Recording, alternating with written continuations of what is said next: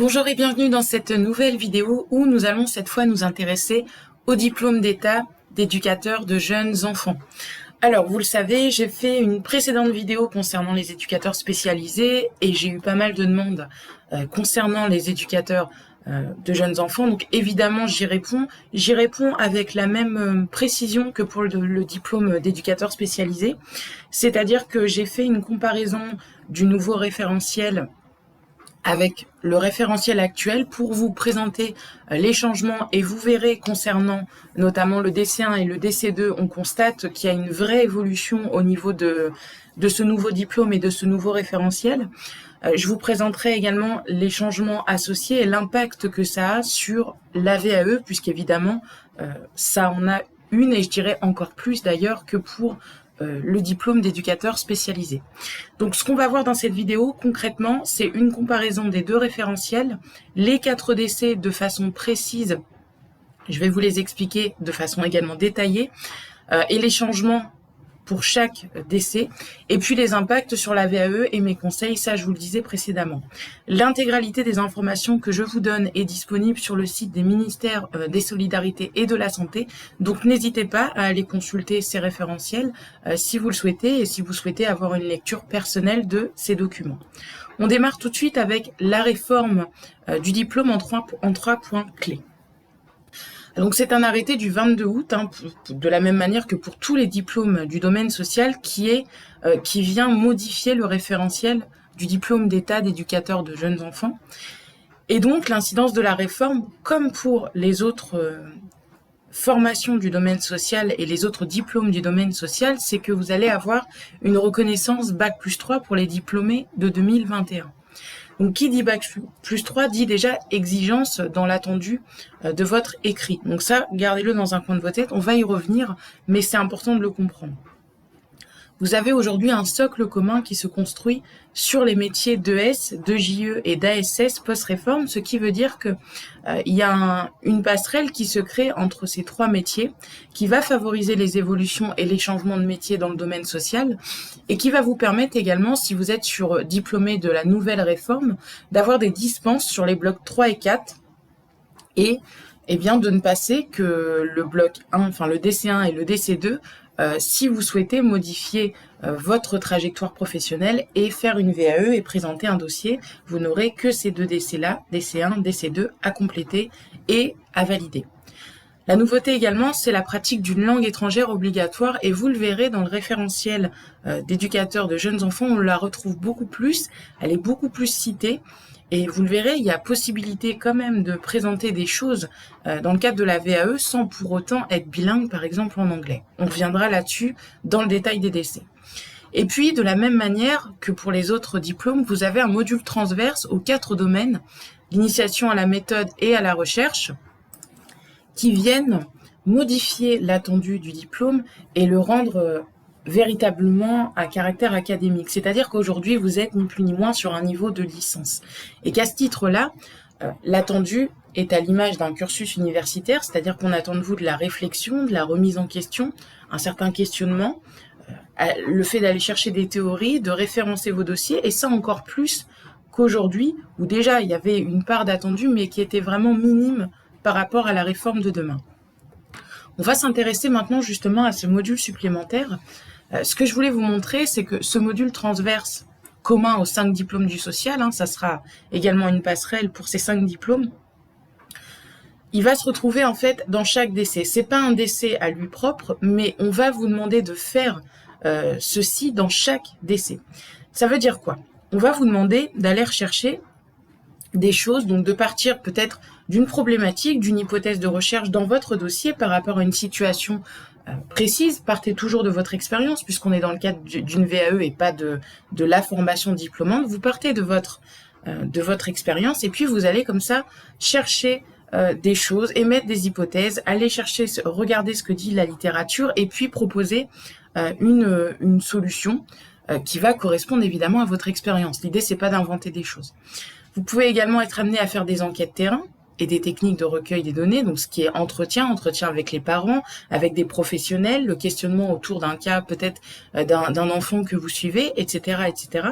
Des techniques de recherche bibliographique, ça j'en parlais précédemment, l'analyse des situations en s'appuyant sur un cadre théorique et des concepts, c'est-à-dire que vous partez de votre expérience, mais cette expérience, vous allez ensuite la raccrocher à un concept pour la théoriser, pour ensuite apporter une solution, je dirais, un peu plus globale et reconnue de tous dans votre domaine d'activité.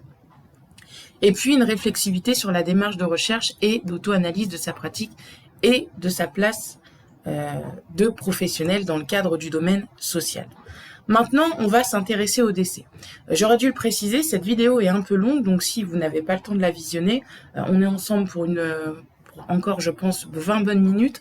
Donc, mettez-la sur pause, reportez-la à un autre moment, mais l'idée, c'est que vous compreniez bien ce qu'on attend de vous. On y va sur les cas de décès. L'ancien référentiel, vous le voyez, là, il n'y a pas de magie, c'est-à-dire qu'on a conservé les mêmes rubriques. Vous avez pour le DC1 l'accueil et l'accompagnement du jeune enfant et de sa famille. On a la même chose de l'autre côté dans le nouveau référentiel.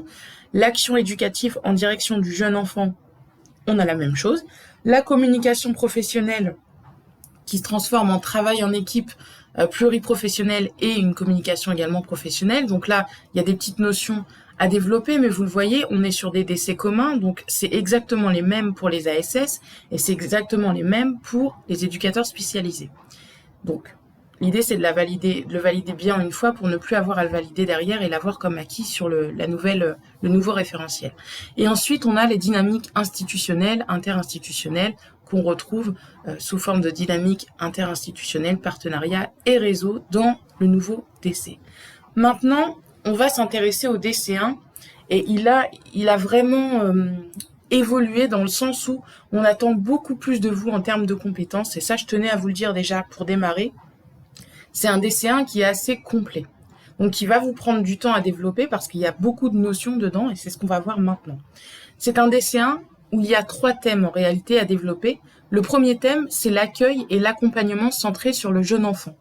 Là où avant, on vous demandait 3 items qui étaient de développer des pratiques adaptées d'accueil et d'accompagnement du jeune enfant et de sa famille, donc le fait de répondre aux besoins, de les identifier forcément, d'établir avec chaque enfant une relation, etc., etc., de reconnaître et faciliter au quotidien la fonction parentale. L'idée, c'est de les associer, par exemple, au projet éducatif que vous allez mener avec l'enfant, de les rendre présents à chaque étape de ce projet autant que possible pour que ce soit une réussite, et de contribuer à une démarche de prévention précoce autour des premiers liens d'attachement. Ça, c'était le DC1 actuel.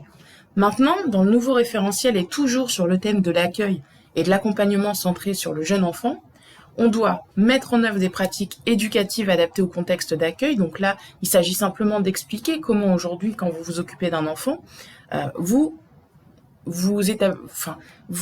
pratiquez votre savoir et vous le déclinez évidemment en savoir-faire, et puis vous avez tout un tas de savoir-être qui vient par-dessus. Comment vous développez ces capacités d'observation, vos capacités d'observation et d'écoute, là on est dans du savoir-être.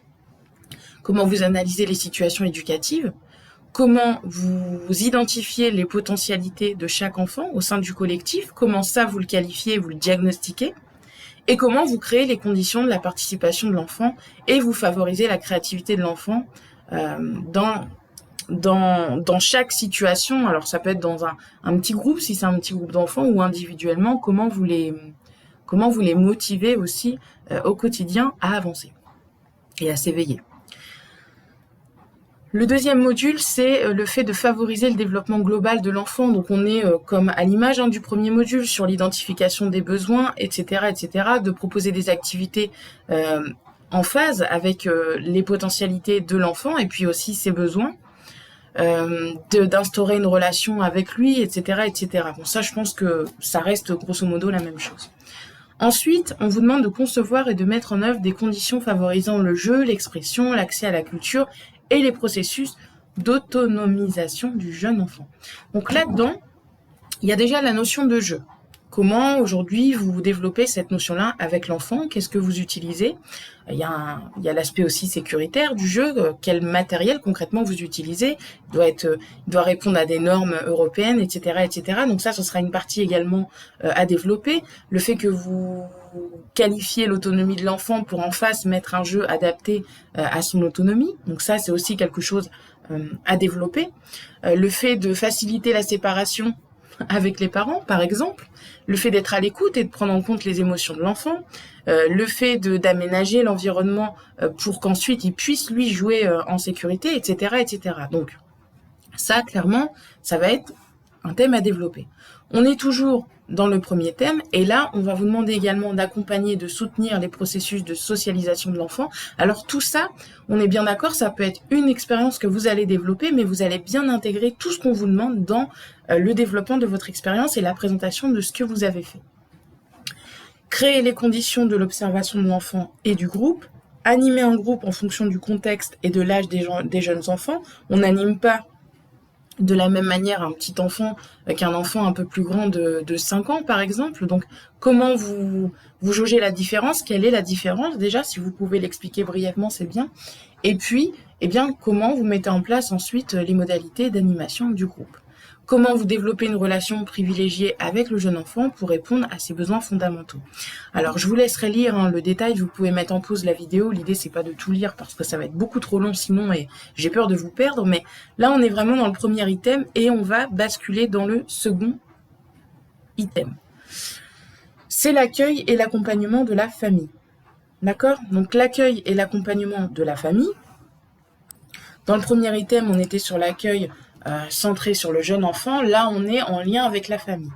Donc, l'idée, c'est d'expliquer comment vous mettez en œuvre des pratiques d'accueil et d'accompagnement adaptées au jeune enfant et à sa famille. Donc, il y a un lien de confiance à avoir avec l'enfant, certes, mais il y a aussi une relation à développer avec la famille pour que, dans le cadre notamment du projet éducatif, les trois acteurs, entre guillemets, soient sollicités, soient impliqués pour contribuer évidemment à la réussite et au bien-être de l'enfant. Donc l'idée, c'est d'identifier les besoins, les ressources, les centres d'intérêt, repérer les situations à risque et les situations de maltraitance notamment. Si vous les détectez ensuite, qu'est-ce que vous faites? Quelles sont vos actions? Qui vous prévenez? Quels sont les interlocuteurs? Quel est le processus en gros qui se met en place derrière? Vous assurez l'accueil individuel, forcément. Vous adaptez l'accueil aux besoins, aux ressources, etc., etc. Ça, c'est pour le premier niveau. Ensuite, l'idée, c'est de construire une cohérence éducative entre la famille et la structure. Ça, je vous le disais, l'idée de les impliquer dans les projets, d'accompagner l'enfant et sa famille à exercer leurs droits, de tenir compte de l'inscription sociale et culturelle de l'enfant dans les différents milieux de vie, d'élaborer avec la famille le sens de l'action éducative à mener auprès de l'enfant. Donc là, on est dans un échange, on est dans une communication, dans le partage de valeurs. Il y a également la notion de droit à développer. Analyser et soutenir les liens entre les jeunes enfants et les parents. Donc, observer la relation enfant et parent, identifier les liens de l'enfant avec son entourage, valoriser l'engagement de chaque parent dans l'éducation de l'enfant, tenir compte des cultures, des croyances, des modes de vie des personnes, repérer les comportements à risque, repérer les signes de maltraitance, etc. Les deux, en fait, là, sont assez similaires puisqu'on est sur la notion de valeur, de culture, mais vous voyez que c'est des notions. Notez-les parce que c'est des notions que vous allez développer par rapport à votre expérience. Si vous avez eu un cas, notamment, la culture, les valeurs, c'est propre à chacun d'entre nous et ça, c'est une belle partie, je trouve, à développer et à associer avec les expériences que vous avez eues auprès de jeunes enfants. Reconnaître et faciliter la fonction parentale, on est toujours de toute façon dans l'accompagnement de la famille. Organiser une transmission d'informations pour permettre une continuité des soins aux jeunes enfants. Donc ça, c'est très important. Comment vous mettez en place aujourd'hui des indicateurs d'observation du soin? Comment vous créez des outils de transmission? Comment vous travaillez au sein de votre structure en fait pour vous transmettre même entre vous et avec l'équipe à la limite pluriprofessionnelle ou pluridisciplinaire? Comment vous travaillez? Tout ça, ça peut faire également l'objet d'une présentation synthétique en début de livret 2. Vous savez, quand on vous demande de présenter votre environnement, ça peut être également quelque chose que vous pouvez présenter ici, le fonctionnement de votre structure, et puis après affiner en méthode entonnoir sur vos expériences. Donc on est toujours dans le deuxième item, mais là on en arrive à l'accueil des familles au sein de la structure avec notamment le fameux savoir communiquer en langue étrangère. Alors, je sais que cette notion de langue étrangère qui devient obligatoire dans le nouveau diplôme fait paniquer certaines personnes et c'est normal parce que comment je pourrais vous expliquer ça de façon simple? On ne communique pas tous les jours en anglais, en espagnol, en arabe, enfin peu importe le public avec lequel vous travaillez, mais peut-être que vous avez tout simplement, et c'est là-dessus que vous pouvez présenter ça par exemple, peut-être que vous avez tout simplement, en accueillant un enfant dans votre structure, dû échanger avec un parent ou les deux parents qui ne maîtrisaient pas forcément la langue française. Ça arrive, hein. Il y a des personnes qui aujourd'hui arrivent pour travailler en France ou qui, voilà, rapprochement familial, qui viennent en France, mais qui n'en maîtrisent pas complètement la langue. Et à ce titre-là, comment vous avez fait pour communiquer? Est-ce que, par exemple, vous avez pu, alors ça peut être un exemple, indiquer aux parents qu'il y avait une association qui donnait des cours en français pour ensuite qu'ils développent leur langue, leur savoir et améliorer cette maîtrise de la langue française pour demain échanger davantage avec eux. Ça peut être une première solution. Ou alors, vous avez quelques mots d'anglais, les parents ont quelques mots d'anglais et avec ça, vous avez réussi à communiquer. Dans ces cas-là, c'est une compétence et c'est une situation que vous pouvez présenter. Si dans votre activité, dans votre expérience, vous n'avez pas du tout parlé en langue étrangère, là encore, pas de panique. Il faut bien savoir que on peut valider un diplôme avec 80 et 85% des compétences présentes dans le référentiel, donc il y aura peut-être, je dis bien peut-être, une tolérance au niveau de la langue étrangère. Maintenant, si je passais moi demain, en tant qu'accompagnatrice, si je passais le diplôme d'éducateur de jeunes enfants avec cette notion de langue étrangère à développer, ce que je ferais si jamais je n'avais pas de situation en langue étrangère, eh bien je dirais simplement que j'allais chercher d'autres pratiques au-delà des frontières et qu'il m'est arrivé à certains moments de consulter ou des sites ou des livres en langue étrangère, en anglais, en espagnol, peu importe, ça dépend aussi de votre appétence sur certaines langues, ou que je visionnais des conférences en anglais, ça peut être sous-titré, après c'est pas gênant pour être sûr de bien comprendre les mots, mais pour avoir des pratiques différentes d'un pays différent et de proposer des nouvelles choses dans ma structure, des choses innovantes et des choses qui vont changer un peu de l'ordinaire pour tester aussi de nouvelles choses. Vous allez montrer deux capacités comme ça, le fait d'actualiser vos connaissances et d'aller rechercher de l'information fraîche et récente pour aussi améliorer les choses et votre capacité à vous investir pour proposer de nouvelles choses. Donc vous êtes force de proposition et à ce titre-là, on ne peut que reconnaître votre expertise et votre professionnalisme. Voilà pour la partie langue étrangère. On continue, donc le fait d'impliquer les parents dans les espaces institutionnels de la structure, le fait de coopérer avec les parents pour élaborer et mettre en œuvre le projet éducatif, ça on en a longuement parlé avant. Le fait de contribuer à la cohérence de l'action éducative dans une continuité éducative entre l'environnement familial et institutionnel, et le fait de concevoir et mettre en œuvre des actions favorisant la participation des parents. On passe au dernier item qui est l'organisation des espaces d'accueil. Donc là, c'est pas la peine d'avoir une grosse expérience sur le sujet. Ce qu'on vous demande, c'est simplement d'expliquer comment vous avez aménagé des espaces sécurisants dans lesquels le jeune enfant peut explorer son environnement, s'exprimer librement, être acteur de son activité, jouer par exemple. Donc ça, c'est une expérience très concrète, une scène très concrète. Et aménager des espaces d'accueil, d'échange entre les parents et les professionnels et les parents entre eux. Est-ce qu'il y a des salles de réunion ou juste peut-être à l'entrée un accueil où les parents peuvent, dans une petite salle où il y a une machine à café, échanger entre eux sur leurs enfants, etc. pour avoir un contact différent aussi. Et puis échanger sur leurs enfants tout simplement. Le DC2. Alors le DC2 dans le texte, je vous rassure, il sera beaucoup moins long que le DC1. Le DC2 comportait dans la version actuelle deux notions, le fait de favoriser le développement global de l'enfant et de viser son inscription sociale dans ses différents milieux de vie, et le fait de concevoir et mettre en œuvre des actions de prévention sur les questions d'éducation, santé et d'exclusion sociale. Donc on était vraiment sur l'action éducative avec le jeune enfant. Aujourd'hui, on va être sur, donc là il y en a 4, je crois qu'après il y en a seulement 3, donc vous voyez qu'il sera beaucoup moins long que le DC1. Le DC1 va vraiment vous demander un peu plus de temps dans la sélection de vos expériences et dans la rédaction de cette expérience, et puis dans le fait de la conceptualiser, de la théoriser et d'aller chercher des références littéraires. Au niveau du nouveau référentiel sur l'action éducative, on vous demande plusieurs choses. On vous demande de concevoir des situations éducatives et ludiques adaptées aux besoins et aux capacités et au choix du jeune enfant, donc ça sera un premier point, d'organiser des repères spatio-temporels adaptés au contexte. Bon là, on peut le rattacher au fait aussi d'aménager un espace de jeu, par exemple, pour l'enfant, par exemple. Mettre en place des actions qui facilitent la dynamique collective en respectant l'individualité du jeune enfant. Concevoir et mettre en œuvre des actions de prévention en direction du jeune enfant. Là, on est sur le fait d'identifier, d'analyser les besoins de prévention, de définir les priorités. On est vraiment sur une phase de diagnostic. On continue. Le DC2 est bientôt fini. Comment vous impulsez l'élaboration et la conduite de l'action éducative au sein d'une équipe. Donc là, ça fait appel à la communication en fait professionnelle. Il y a une partie qui est en lien avec le DC3. Comment vous faites circuler l'information, comment vous échangez entre vous, comment vous fonctionnez. Ensuite, on est sur la conception de l'action éducative dans une équipe pluriprofessionnelle. Donc là, clairement, c'est les deux mêmes choses.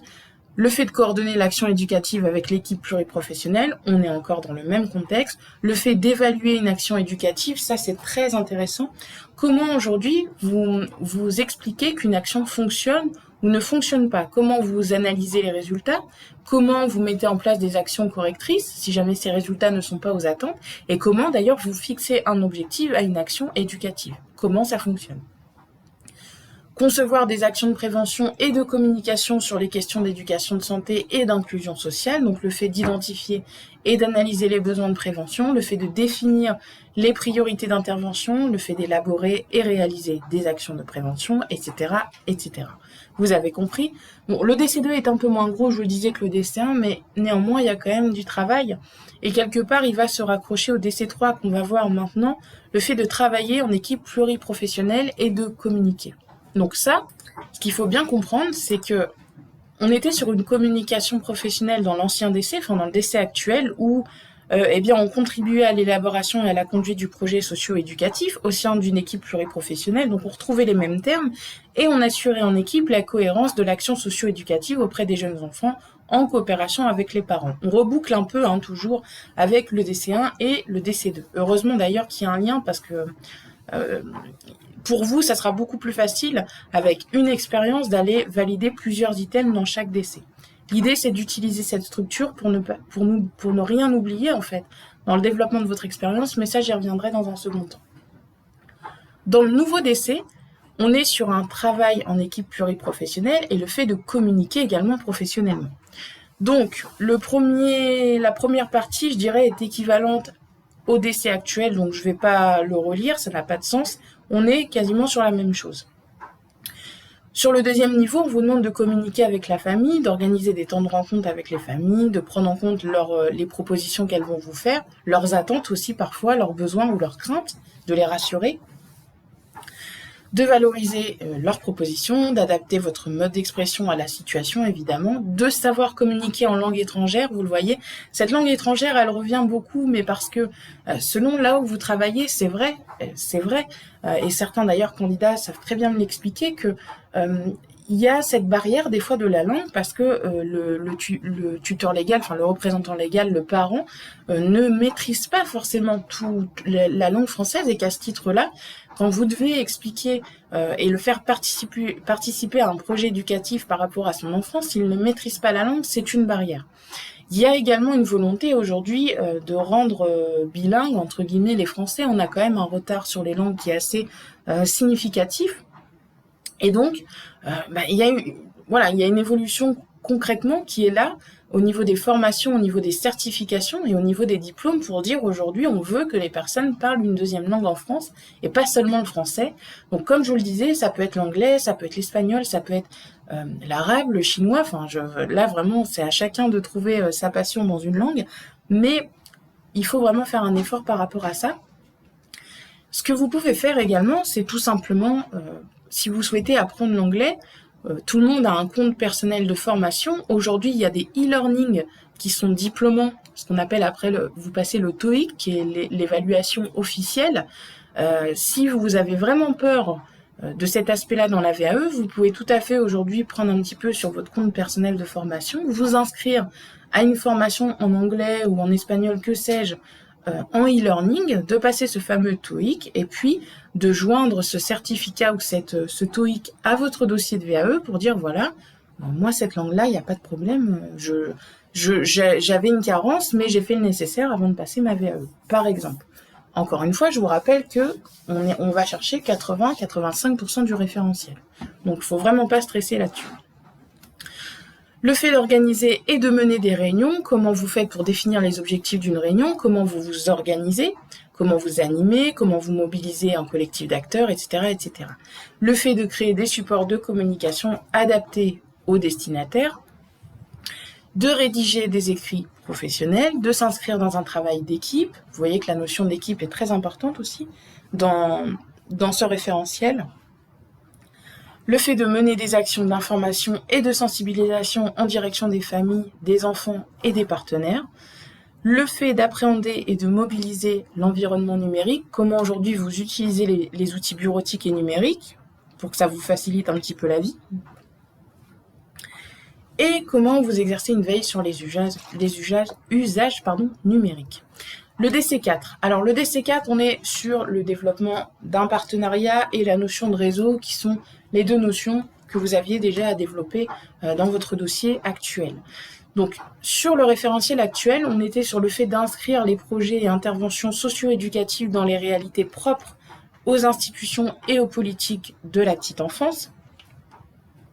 Le fait d'actualiser ses connaissances sur l'évolution des politiques sociales, le fait de se renseigner, de bien comprendre l'environnement dans lequel vous évoluez pour ensuite diriger les personnes et les aiguiller dans cet environnement, et aussi le fait de proposer des améliorations parce que dans le système social d'aujourd'hui, évidemment, il y a encore beaucoup de chemin à faire et c'est votre rôle d'expert au quotidien sur le terrain de proposer des améliorations pour que ça bouge et que tout ça aille dans un sens meilleur qu'aujourd'hui. Le fait de participer à l'action sociale territorialisée et à la synergie des compétences des différents acteurs, donc ça on en parlait juste avant.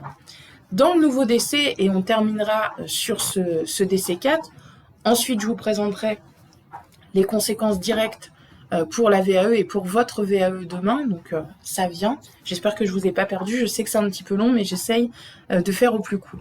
Donc dans le nouveau référentiel, on est sur grosso modo 7 facteurs je crois. Le fait de contribuer à l'analyse et à l'évolution des pratiques professionnelles, le fait de s'informer et de se former pour faire évoluer ces pratiques, le fait de décliner les orientations et les missions de la structure au travers du projet social, éducatif et pédagogique, le fait de représenter le service, l'établissement et l'institution, le fait de favoriser les dynamiques interinstitutionnelles et partenariales. Donc là-dessus, vous allez développer notamment un partenariat que vous avez mis en place pour votre structure. Pourquoi, comment vous l'avez monté, etc. Comment vous avez activé votre réseau, qu'est-ce que c'est que ces deux notions, tout ça. Comment vous pouvez le théoriser, comment vous pouvez amener toutes ces notions à soutenir les choix que vous avez faits et à théoriser votre expérience quelque part, qui vous pouvez citer dans ce contexte-là, ça fera partie des questions que vous devez explorer. Comment vous contribuez à l'articulation des actions menées par les acteurs partenaires et les institutions ressources? Comment vous développez une veille sur les évolutions des politiques liées au secteur de la petite enfance? Et là, vous voyez, je vous ai surligné un point dont on parlait tout à l'heure, rechercher et partager, y compris en langue étrangère. Donc vous voyez que si vous allez rechercher de l'information en langue étrangère, que ce soit par des conférences sur YouTube, par des podcasts ou par des livres ou des articles, peu importe, vous avez cette notion de langue étrangère. Donc vous validez quelque part la compétence, ou en tout cas vous vous en approchez. Comment vous contribuez à des projets de développement de mode d'accueil et comment vous gérez la conduite des groupes de travail sur des thématiques liées à la petite enfance. Est-ce que vous y participez déjà et si oui, comment ça se passe, hein? Comment vous participez à ce genre de groupe? Quelles sont vos propositions? Quels sont les objectifs? Quelles sont les finalités? Etc. etc. Maintenant, on va voir les conséquences directes sur le diplôme, donc les changements, et puis sur la VAE. On y va tout de suite. Alors, les conséquences directes, c'est que, vous le voyez, on a un référentiel qui est davantage détaillé, notamment sur le DC1. Le DC1, je vous invite vraiment à revoir la vidéo si vous n'avez pas le temps ou à le relire parce que il est vraiment complet et il faut bien comprendre qu'en face, vous avez intérêt à mettre des expériences qui sont complètes et développées suffisamment pour aller valider tous les aspects de ce DC1, de ce DC2 et puis ensuite du DC3 et du DC4, mais généralement c'est pas ces deux DC qui posent problème parce qu'on travaille en équipe, parce que on n'a pas de mal à expliquer les partenariats qu'on est allé construire. En revanche, les deux DC sont vraiment plus fournis aujourd'hui. Des compétences attendues similaires, ça, il n'y a pas à dire. Le tronc commun et les compétences qu'on vous demandait de développer sont inchangées, mais il y a un développement qui est beaucoup plus soutenu qu'avant. On a une exigence sur le contenu présenté en termes d'analyse, de recherche et de références théoriques, c'est-à-dire que demain, quelqu'un qui rend un livret 2 sans référence théorique, sans définition, sans réflexion, sans analyse, je peux vous garantir malheureusement que ça sera un refus de validation. Donc il faut vraiment prendre le temps de lire, de confronter votre expérience à ce que dit la littérature, à ce que donnent les référents dans votre domaine d'activité.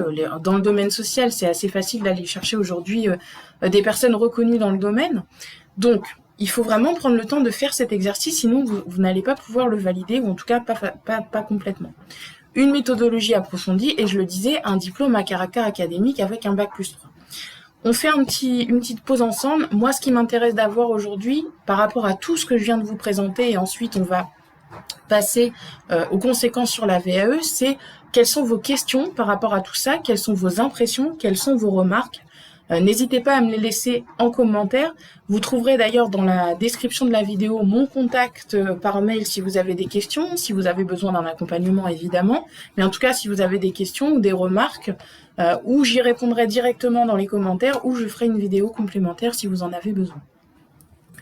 Maintenant on passe aux incidences sur la VAE et à mes conseils. Et on s'arrêtera là-dessus, puisque là je pense que déjà vous en avez plein la tête, donc je voudrais pas vous donner davantage d'informations. Je pense qu'il faut déjà digérer tout ça et ensuite on échangera ou je ferai une vidéo complémentaire comme je vous l'ai dit. Donc, est-ce qu'on doit se lancer maintenant? Est-ce qu'on doit attendre le nouveau référentiel? Là, je vous le dis tout de suite, le calendrier est à contrôler parce que je n'ai pas trouvé d'échéance de date pour les derniers dépôts de livret 2 sur le référentiel actuel. Donc, si vous vous posez la question de vous lancer maintenant, la première étape pour vous, c'est déjà d'aller contrôler cette date de dépôt. Ensuite, je trouve que c'est pas déconnant de se lancer maintenant parce que vous êtes sur l'ancien référentiel. Vous avez une exigence qui est sur un bac+2, les attentes du jury sont connues puisque pour avoir accompagné quand même maintenant un certain nombre de candidats, on voit bien l'attendu, on connaît bien l'attendu. Demain, forcément, on est sur un nouveau référentiel, donc c'est un peu plus flou. Pas de langue vivante obligatoire et pas de module transverse de type recherche-analyse, même si on vous demande quand même un petit peu de documenter votre écrit. Et si vous souhaitez attendre le nouveau référentiel, c'est aussi une bonne idée, je dirais, parce que vous avez une durée limitée dans le référentiel actuel qui peut être synonyme de stress. Vous avez une échéance. En cas de validation partielle, vous devez tout recommencer. Il n'y a pas de transférabilité entre des décès validés actuels vers le nouveau référentiel, donc ça, il faut le savoir.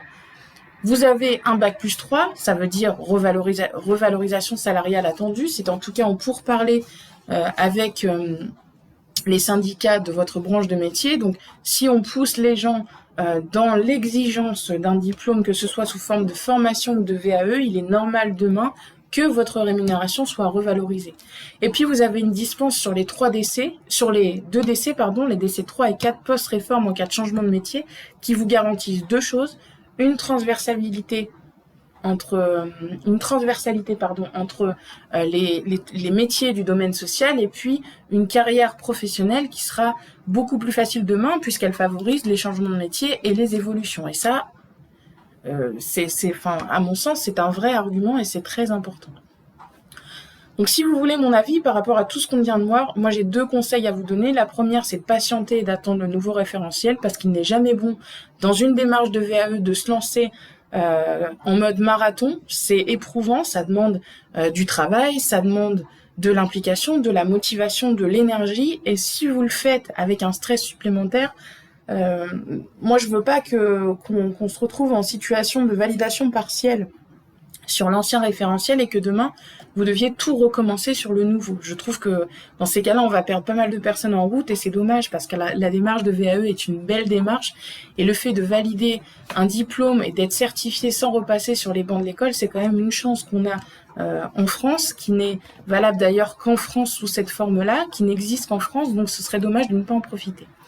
Et je vous mets en garde également sur l'accompagnement si vous souhaitez en prendre un Autant des personnes peuvent gérer des accompagnants, je parle. Des accompagnants peuvent gérer jusqu'à un bac+2 s'ils n'ont pas la méthodologie d'un cursus universitaire de type licence ou bac+5 qui n'ont pas l'habitude d'accompagner ces personnes-là, et c'est une méthodologie qui est différente. Dans ces cas-là, vous allez manquer de méthodologie, vous allez manquer de structure dans votre écrit et ça va se ressentir sur le résultat de votre démarche. Donc choisissez bien votre accompagnement si vous souhaitez évidemment être accompagné. Certains l'initient tout seuls et réussissent tout à fait leur démarche. Donc là-dessus, c'est à chacun de répondre à son besoin. Et enfin, 3 choses avant de vous quitter.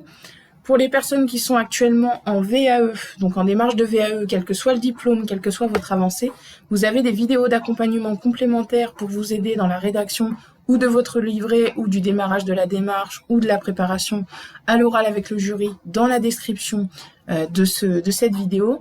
Vous avez également mes programmes d'accompagnement disponibles qui répondront aux exigences actuelles, mais également aux exigences de demain, puisque j'accompagne jusqu'au master. Et puis, je vous le disais, vous avez mon contact par mail si jamais vous avez des questions. N'hésitez pas à me laisser vos commentaires en dessous de cette vidéo. S'il y a besoin d'y répondre, j'y répondrai. S'il faut une vidéo complémentaire, je vous le disais, je la ferai également. L'idée, c'est que chacun ait bien compris ce qu'on attend de vous aujourd'hui, ce qu'on attend de vous demain dans le nouveau référentiel. Je vous souhaite en tout cas une très belle démarche de VAE. Croyez en vous et en vos compétences. De toute façon, ça va bien se passer. Ce n'est qu'un changement de plus. La vie est faite de changements. Donc là, le diplôme n'avait pas été changé depuis 2005, donc il a été remodelé en 2018 et en 2021. On sera tous prêts, en tout cas moi je serai prête à vous aider pour réussir ce nouveau challenge. Je vous souhaite une belle démarche et je vous retrouve prochainement dans une autre vidéo. À bientôt!